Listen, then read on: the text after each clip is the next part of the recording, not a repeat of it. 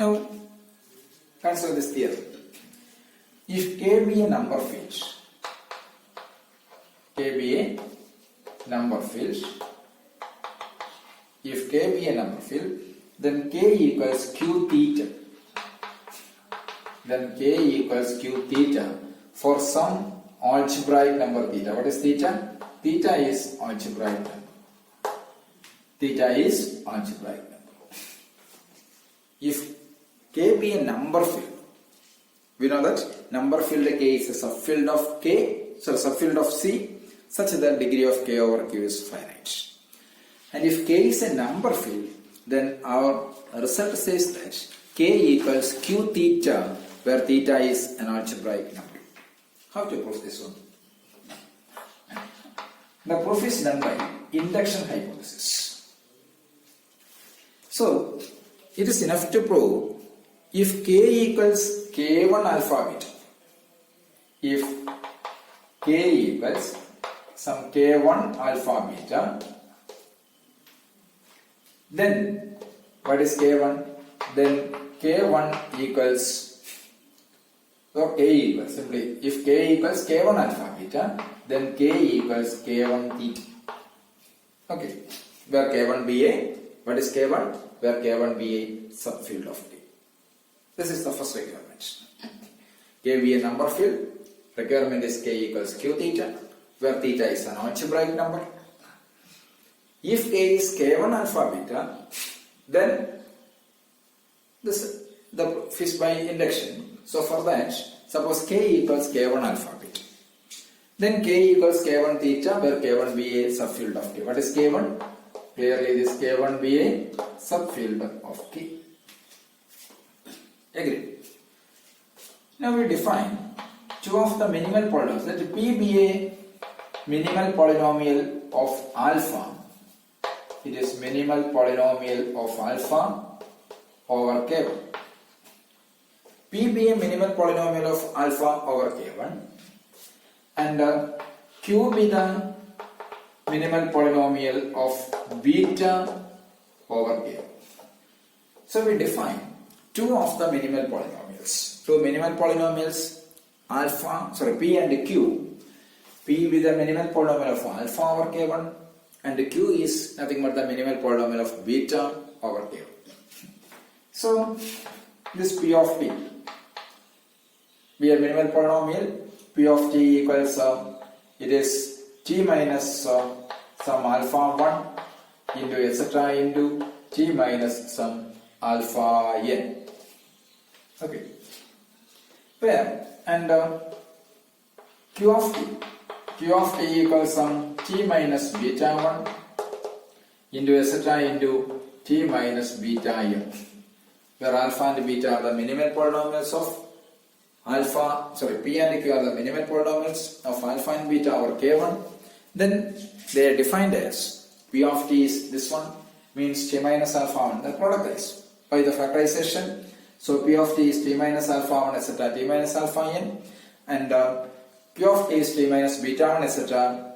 T minus beta n, where these are over C. Agreed. So for more convenience, put alpha 1 equals alpha and beta 1 equals beta. So this becomes P of T equals T minus alpha into this one, and Q of T equals T minus beta into etc. T minus beta.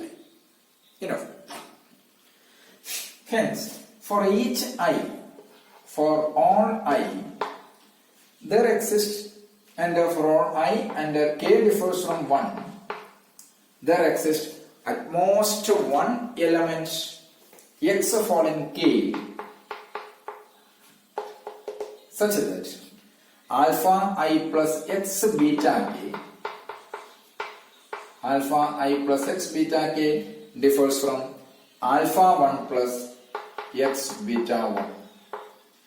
Alpha I plus X beta K differs from alpha 1 plus X beta. For all I and K differs from 1, there exists at most one X. There exists at most one. At most one X fall in K, such that alpha I plus X beta K differs from alpha 1 plus X beta. If possible, Suppose there are more such equations. What happens if alpha I plus x beta k equals and so on, then we will have a contradiction. Since there are only finitely many such equations, we may choose for c differs from 0. Sorry, not here, the equality. Since c differs from 0 on k1 not equal to any of these x's, then alpha I plus c beta k, alpha I plus c beta k differs from alpha 1 plus c beta 1, alpha 1 plus c beta. So where I ranges from alpha ranges from 1 to n and beta ranges from, so alpha 1 is at alpha n, beta means beta 1 is at beta n. So here I ranges from 1 to n and k ranges from 1 to m.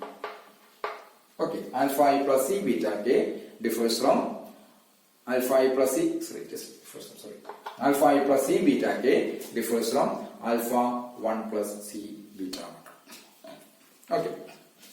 Now we define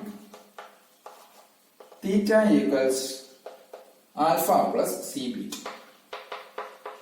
Define theta equals alpha plus c beta. So here there are infinitely many such equations. So we can find out there exists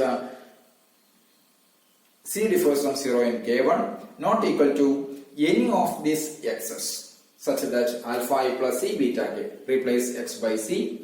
So alpha I plus c beta k differs from alpha 1 plus c beta. So you can define some theta equals c plus beta. Now we have to show that this k theta equals k1 alpha beta. K theta equals k1 alpha beta. This is our claim. How to prove this one? What is theta? We know that theta fall in k theta. Sorry, k1 theta. Theta fall in. We know that we have to prove k theta is a k theta equals k1 alpha beta or k1 theta. This is k equals k1 theta. So k1 theta equals k1 alpha beta. Okay. So let theta fall in k1 theta. Okay, theta fall in k1 theta. But what is theta? Theta equals alpha plus c beta. It is, we know that we define this theta as it is alpha plus some c beta. Where alpha plus c beta fall in where? It will fall in k1 alpha beta. Sure. Okay. So theta fall in k1 theta. But this theta is alpha plus c beta. So surely this theta fall in where? Alpha plus c beta means it will fall in k1 alpha beta. So from here it is the first inclusion is finished. That is k1 theta is a part of k1 alpha beta. So first inclusion is finished. When theta fall in k1 theta and we define theta as what is theta? Theta as some alpha plus c beta. So since alpha plus c beta fall in k1 alpha beta, surely the theta fall in k1 theta, the same theta fall in k1 alpha beta. So the first inclusion finished, that is k1 theta is a part of k1 alpha beta. Now for the reverse inclusion, means it is enough to show k1 alpha beta is a part of k1 theta. How to prove that one? We have, what is theta? Alpha plus c beta. So what is alpha? From here, alpha equals theta minus c beta. This is alpha. Alpha equals theta minus c beta. What is P of alpha?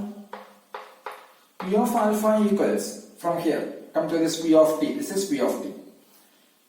When alpha 1 is alpha, the first bracket is, or first the factorization of this one gives t minus alpha into etc. So what is P of alpha? Alpha minus alpha. When alpha 1 equals alpha. So P of alpha equals 0. Okay. P of alpha equals 0.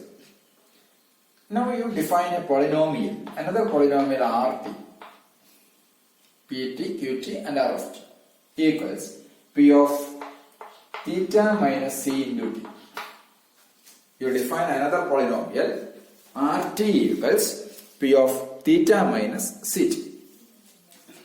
But what is P of t? P of t be a minimal polynomial of alpha over k1.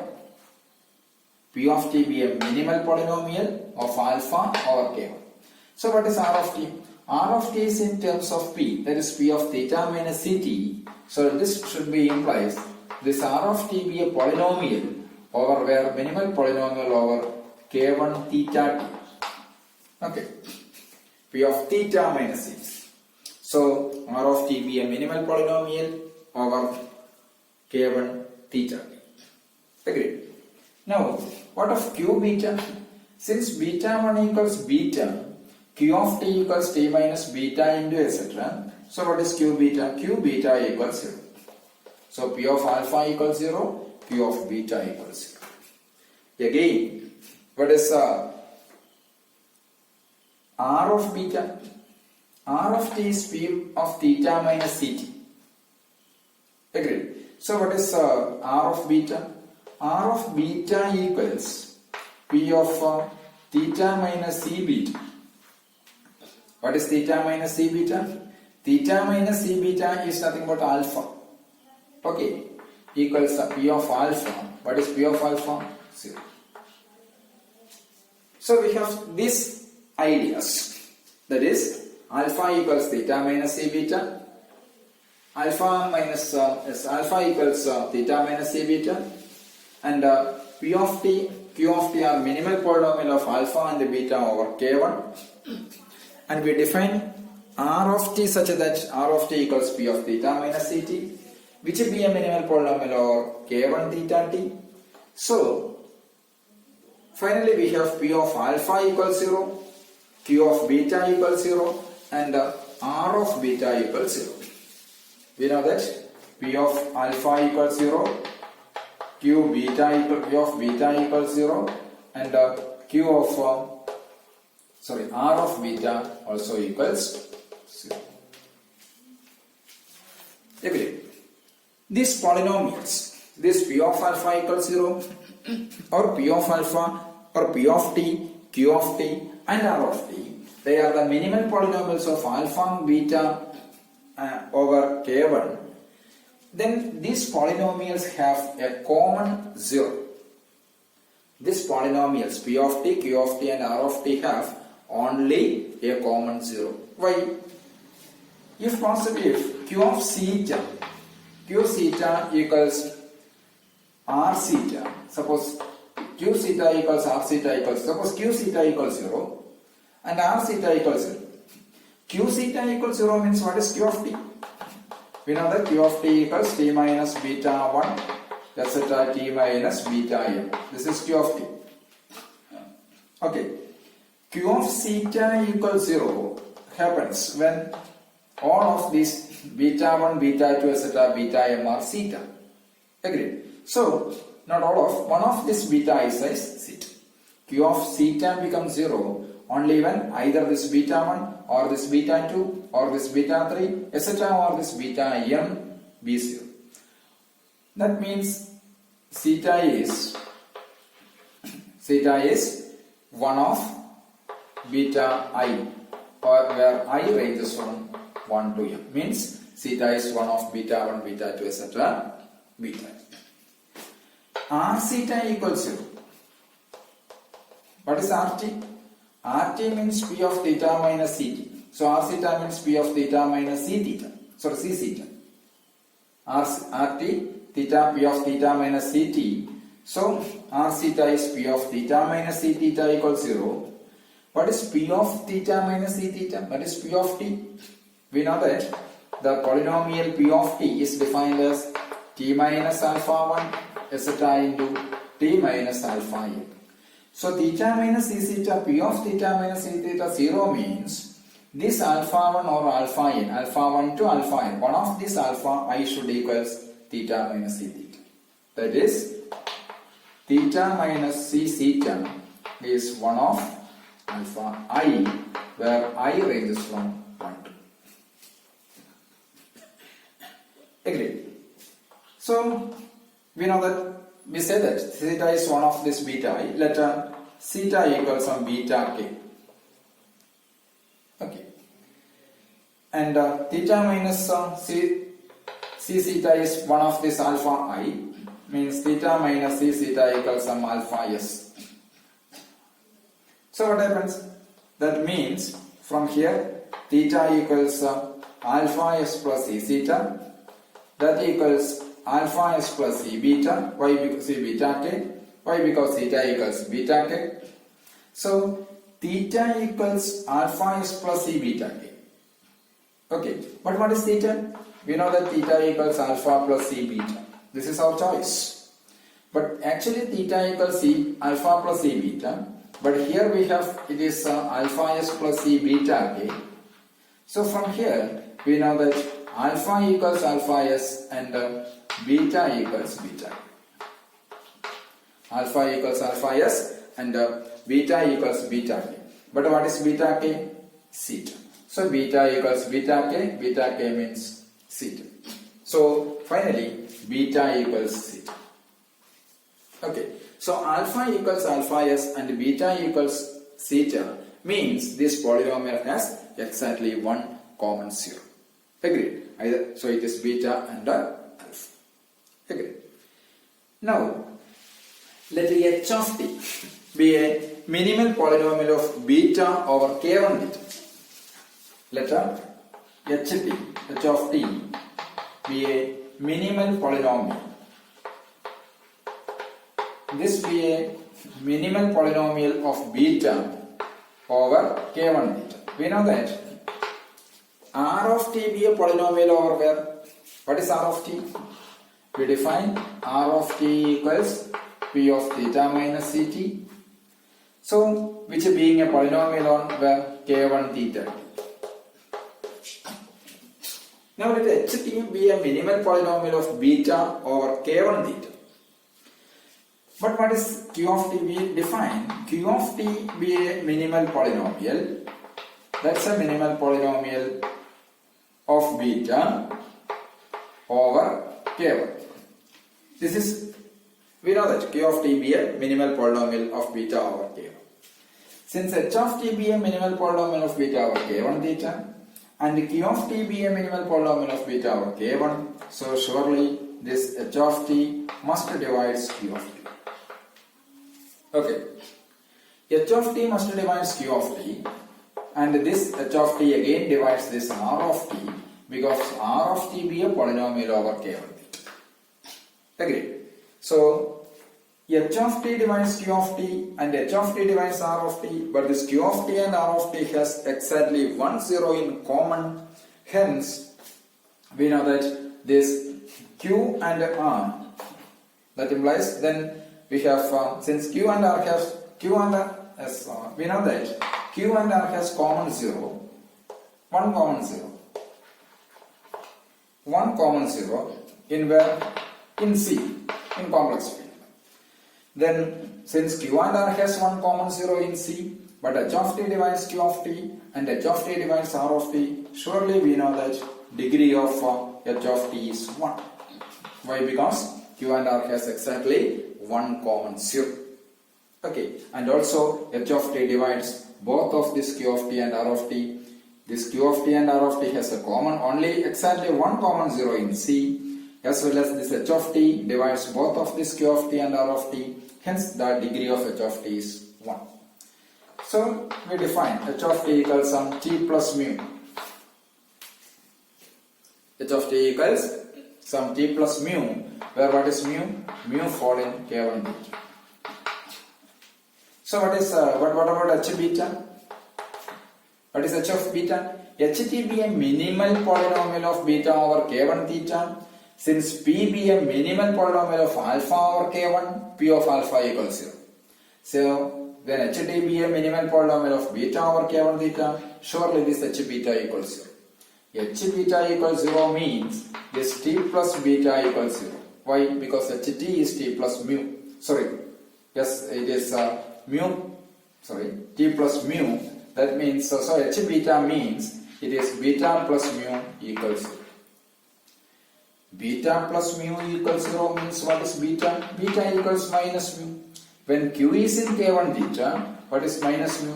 Minus mu also fall in the K1 theta. So beta fall in K1 theta. Where we choose this alpha fall in K1 theta, and so beta is alpha and beta. So clearly alpha and beta fall in where K1 theta, but this so clearly, but alpha and beta fall in where K1 alpha beta. Therefore K1 alpha beta is a part of K1 theta. So this is our second inclusion.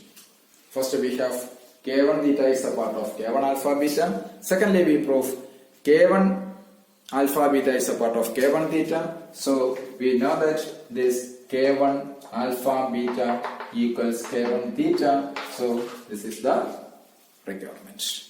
Okay, so this is our proof.